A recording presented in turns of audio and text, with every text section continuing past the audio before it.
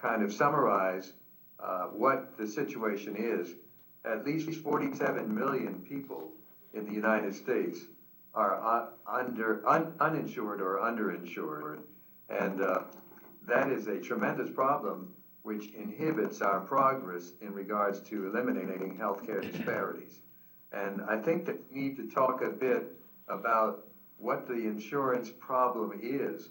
It's not just a problem of people not having insurance, but a matter of how their insurance, when they do have it, is handling them. The fact that insurance coverage is not as good as it could be, and actually can lead to problems for individuals. So I wonder if we can I say something? Yes, please, Dr. Christensen. Yes, please. I just wanted to continue what I was saying also, that mobilization has to result in their representatives in the House and the representatives in the Senate supporting the kinds of legislation that I'm talking about. And we will be reintroducing that bill next year when we go around the country, and we invite anyone to come online and follow the progress of this bill, to make recommendations. When we introduce a bill, it's still open to change, and we invite people to change it. We're developing principles that we want to see included in any health reform package that comes forth from all of the discussions that have taken place around the country, and we will post those on our CBC or CBC and CBCF websites so that people really can be engaged, even if we can't get to you. Okay, we've lost you again, but we'll continue. I want to acknowledge two things. One, you're listening to Conversations with Al McFarlane, broadcasting on KFAI, FM 106.7 in St. Paul and 90.3 in Minneapolis, and online at kfai.org. And we're broadcasting today from the Bigelow Building in St. Paul. We're hosted by Mr. Clarence Hightower and his team here at Community Action Partnership of Ramsey and Washington County. We're doing a special video conference that involves special guests on the East Coast and West Coast. We've lost them momentarily, but we'll have them back again. On the East Coast from Congress, Congresswoman Donna Christensen, a delegate to Congress from Virgin Islands. On the West Coast, Dr. Richard Allen Williams, surgeon, author, and a person who's been carrying the torch for expanding awareness, opportunity, and access to health for people of color and African Americans in particular. I want to acknowledge in our audience here today, two giants in the healthcare industry at the community level here in Twin Cities. Dori Gabolo is the executive director of Open Cities Health Centers here in St. Paul, and also her counterpart from South Minneapolis, Bill Tyndall, executive director of Southside Medical Services.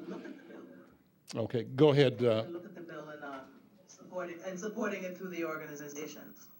That's one. But also, we need you to speak to the people that represent you, the people who depend on you for votes. Yes. We need their votes when they come to Washington. So they need to go to their Congress people and Absolutely. talk to them about They're members of the House and members of the Senate. Yes, they do. Okay, great. Clarence Hightower? Al, Congressman Christensen and I continue to be on the same page relative to mobilization. And here at our shop here in St. Paul, we have been for at least a couple, 3 years working with low-income people and training them to advocate for themselves. Mm-hmm. And I think we've figured out that once you do that, you need three things, and we've learned that they need three things. First of all, there's this whole training piece, and so we provide the training. A second thing that that normally folks need is confidence. You know, once they're trained, they have confidence to go out and speak for themselves and tell their own story and advocate for themselves. And then the third thing they need is opportunity.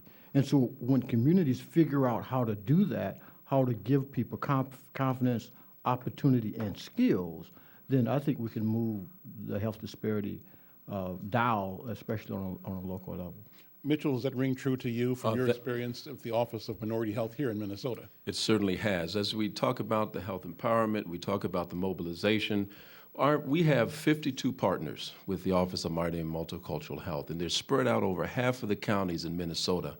And they're working in 8 health areas of disparity: breast and cervical cancer, cardiovascular disease, diabetes, healthy youth development, HIV, AIDS, immunizations, infant mortalities, and also unintentional violence. And these, our partners, are funded by the taxpayers of Minnesota. And this work, they're doing exactly that. They're mobilizing, they're training, they're doing community education. And as they bring individuals around, and this is in all the ethnic populations within Minnesota. And so as they reach out in the over 40 plus counties in Minnesota, that's what's making a difference. So the mobilization is one, the training is another. But what I like to say is that they're starting to talk about when you find neighbors and friends who don't have a clue around health or any of these disparities that we've talked about, and you see and know that individuals really care about you, because that's what's the key thing. That trust factor has to be there first before people will even think about talking to you about their health. What's most important is housing and education, and sometimes health can be left, especially when we don't have health insurance. Okay. But this topic is so real. I'm sure you're going to have another topic, another discussion around this as well. Bill Davis, jump in here. Well, I think the thing that we keep seeing is affordability of health care. We talk about those that can't, that are underserved or not insured at all, but the affordability factor needs to be addressed as well. There are people who make a determination whether to take their child in or take themselves to the hospital based or see the doctor based on the dollar bottom line. And sometimes they will forego necessary treatment simply because they can't afford to make that commitment, make that sacrifice. And until we're able to provide preventive health care to people, it's akin to those who are able to take their cars to the garage for a daily or a maintenance update on a regular basis, scheduled basis, versus those who take their car into the shop when it's absolutely on his last leg. And that's what happens quite often, is that we have people in our community that do not seek health care because it's not affordable until it's absolutely imperative and at total peril of them and their family. And I think that people in this country, in this day and age, should not have to live like that. They should not have to be confronted with that kind of decision.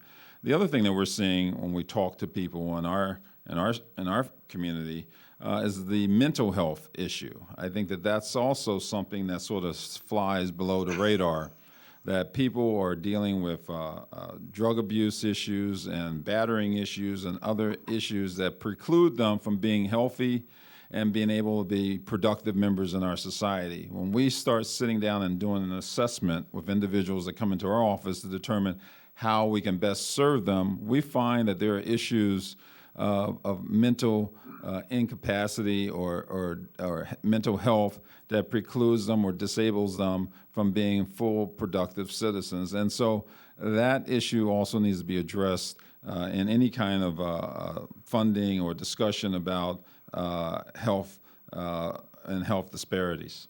Clarence, go ahead. Well, I was just curious about whether or not this health empowerment zone is gaining legs across the country. Perhaps we can ask Dr. Christensen. The idea of a health empowerment zone is intriguing. Has that taken root or will it take root in the next legislature? Well, we certainly